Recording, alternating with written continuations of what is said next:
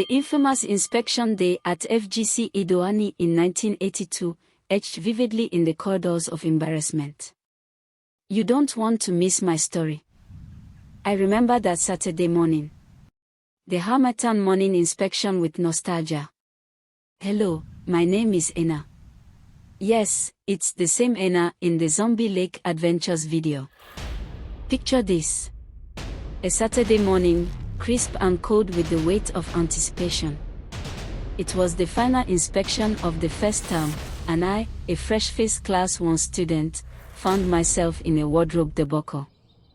Keep in mind that when we gained admission into FGC Idoani in 1982, we were given a list of things to bring along to school, which included housewear, purple check and brown tregal, churchwear, white shirt and shorts, gameswear, school sandals, and sports shoes. We also had the luxury of bringing along a set of colored clothes for the end-of-term party. The school uniform, green and white with the pro-United badge, was provided by the school.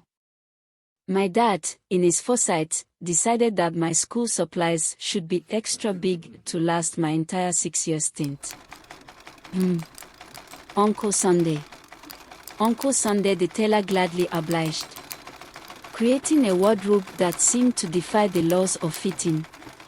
Housewear, churchwear, gameswear, all generously oversized, transforming me into a young David draped in Goliath's clothing. He even bought Kandahar drawing ink, and wrote my name boldly under the hem and sleeves. Kandahar of all inks.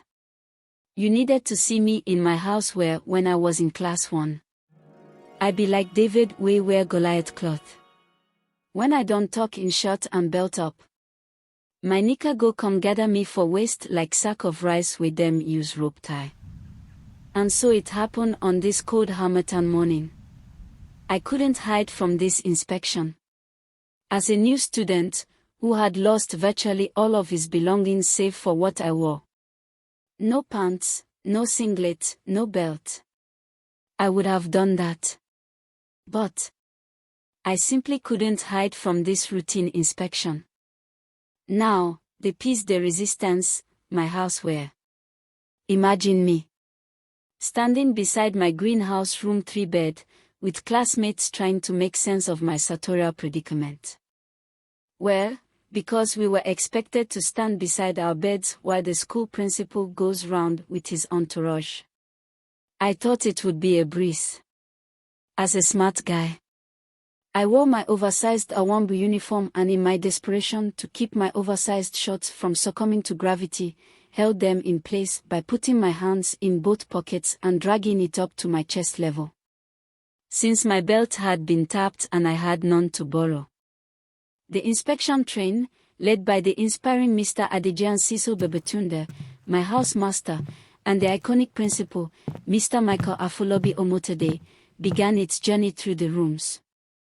Principal Omotade, a man of keen observation, suddenly halted in his tracks after walking past me. "Oh Tio," he exclaimed, retracing his steps. That was his favorite exclamation, by the way. As he approached, he extended a handshake, catching me off guard. "How are you?" Stretching out his right hand to give me a handshake. Confused. "Fine, sir." I finally found the words to reply while bringing out my right hand from my pocket to place on his outstretched hand. With my right hand out of the pocket, disaster struck. My knickers began their descent. They slid down a bit. I had to bend my butt backwards to hold the fall. Principal Omotade, seemingly unfazed, inquired about my name and class while my wardrobe malfunction continued.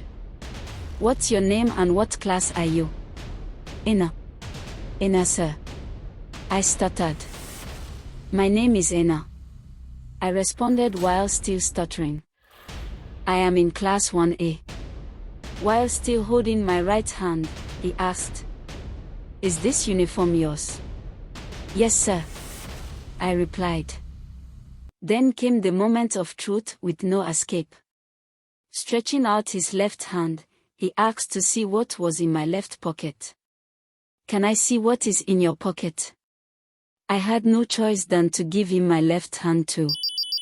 He held it tight. Before I knew what was happening, as in the blink of an eye, my shorts plunged southward. Yes. My shorts went straight down, unveiling a sight. My takatako was a sight to behold. Their laughter echoed as they walked away. They had a good laugh while I pondered the perils of oversized uniforms and the enduring legacy of my Takatako's episode. Geez. The African Tales, Stories and Fables blooper story. This episode is definitely an all-round blooper. It is absolutely true that those who touch our lives stay in our hearts forever. In loving memory of Pa Michael Afolabi Omotade.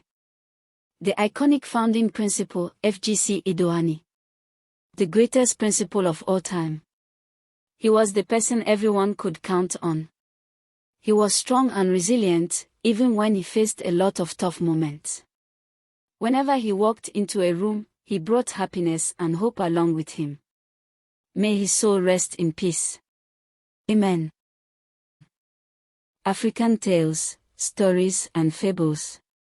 By African Girl. Kindly like, subscribe, leave your thoughts, click on the notification bell and share our videos. Thanks for watching and see you next story.